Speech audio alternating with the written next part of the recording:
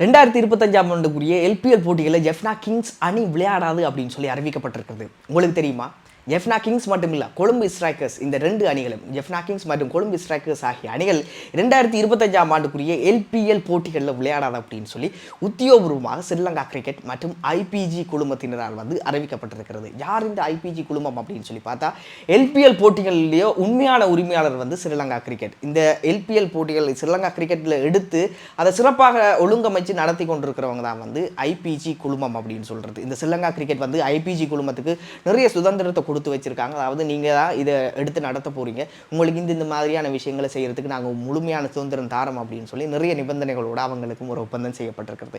So இப்போ முதல்ல ஏன் இந்த ஜெஃப்னா கிங்ஸ் அணியை நிறுத்தப்பட்டது, இந்த கொழும்பு ஸ்ட்ரைக்கர்ஸ் அணி நிறுத்தப்பட்டது இந்த போட்டிகள் இந்த சீசனில் இருந்து அப்படின்னு சொல்லி பார்க்கலாம். அதாவது ஒவ்வொரு அணிகளுக்கும், அதாவது மொத்தமாக 5 அணி இருக்குது, ஒவ்வொரு அணி உரிமையாளர்களுக்கும் கொடுக்கும்போது, அந்த உரிமத்தை கொடுக்கும்போது ஒப்பந்தங்கள் செய்யப்படும். அந்த ஒப்பந்தங்கள் அப்படின்னு சொன்னாலே அதுக்குள்ளே நிறைய நிபந்தனைகள் இருக்குது. இந்த விஷயத்தை செய்யணும், இந்த விஷயத்தை செய்யக்கூடாது, இந்த மாதிரி நிறைய நிபந்தனைகளை கொடுத்து தான் அந்த ஒப்பந்தங்கள் கைச்சாத்திடப்படும். அந்த உரிமையாளர்களும் கைச்சாத்திடுவாங்க. ஓகே, நாங்கள் இந்த மாதிரி செய்கிறோம், இந்த மாதிரி செய்யலை, இந்த ஒப்பந்தத்தில் என்ன மாதிரி இருக்குதோ அந்த மாதிரியெல்லாம் செய்து முடிக்கிறோம் அப்படின்னு சொல்லியெல்லாம் அவங்க ஒப்பந்தத்தில் கைச்சாத்திடுவாங்க. அந்த ஒப்பந்தத்தின் பிரகாரம் நீங்கள் நடக்கலை அப்படின்னு சொல்லி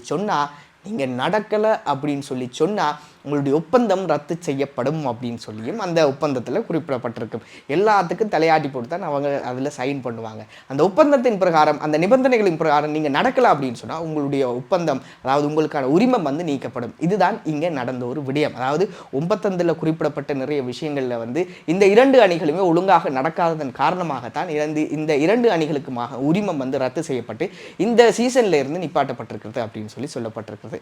ஸோ இந்த அடிப்படையில் இனி ஜெஃப்னா கிங்ஸ் விளையாடாது, இனி கொழும்பு ஸ்ட்ரைக்கர்ஸும் விளையாடாது. அப்போ இனி ஜெஃப்னா கொழும்பு அப்படின்ற பெயர்களில் எந்த டீமுமே விளையாடாதா அப்படின்னு சொல்லி கேட்டால் கட்டாயம் விளையாடும். ஜெஃப்னா கொழும்பு இந்த பெயர்களில் இனி டீம் விளையாட போகுது. எப்படி அப்படின்னு சொன்னால், இனி இந்த ஜெஃப்னா மற்றும் கொழும்பு ஆகிய இந்த பெயர்களுக்குரிய உரிமத்தை யார் வாங்குறாங்களோ இனி அவங்க தான் இனி அந்த பெயரை சூஸ் பண்ண போகிறாங்க. ஏற்கனவே ஜெஃப்னா ஸ்டாலியன்ஸ், இப்போ கடைசியாக ஜெஃப்னா கிங்ஸ் அப்படின்னு சொல்லி இருந்தது. ஸோ இனி யார் உரிமத்தை பெற்றுக்கொள்ள போகிறாங்க, இனி எந்த நிறுவனம் இந்த ஜெஃப்னா அணிக்குரிய உரிமத்தை பெற்றுக்கொள்ள போகிறாங்களோ இனி அவங்க தான் அந்த பெயரை சூஸ் பண்ண போகிறாங்க. இது அவங்களுக்குரிய முழு சுதந்திரம் இருக்கிறதால இனி அவங்க தான் இதுக்குரிய பெயர் எல்லாத்தையுமே சூஸ் பண்ண போகிறாங்க அப்படின்னு சொல்லப்பட்டிருக்குது. ஸோ 2025ஆம் ஆண்டுக்குரிய சீசன் ஜூலை மாதத்தில் ஸ்டார்ட் ஆக போது. எப்போ நடக்க போகுது அப்படின்னு சொல்லி உத்தியோகமாக அறிவிக்கப்படையில் ஜூலை மாதத்தில் ஸ்டார்ட் ஆகும் அப்படின்னு சொல்லி குறிப்பிடப்பட்டிருக்கிறது. ஸோ பார்க்கலாம் இந்த முறை சீசனில் ஜெஃப்னா அப்படின்ற அணி, ஜெஃப்னா அணி என்ன பேரில் ஸ்டார்ட் ஆக போகுது, என்ன பேரில் விளையாட போகிறாங்க அப்படின்னு சொல்லி எதிர்பார்த்து காத்திருக்கணும். ஸோ உங்களுக்கு ஏதாவது சஜஷன்ஸ் இருக்குது தானே, ஜெஃப்னா அணி இந்த பேரில் விளையாடிச்சுட்டா சூப்பராக இருக்கும், இந்த பேர் போட்டால் நல்லா இருக்கும் அப்படின்னு சொல்லி நீங்கள் விரும்புகிறீங்க, அந்த மாதிரியான ஒரு பேர் உங்களுக்கு ஏதாவது மண்டையில் வருகுது அப்படின்னு சொன்னால் அதை கொமெண்ட்ஸில் போடுங்க.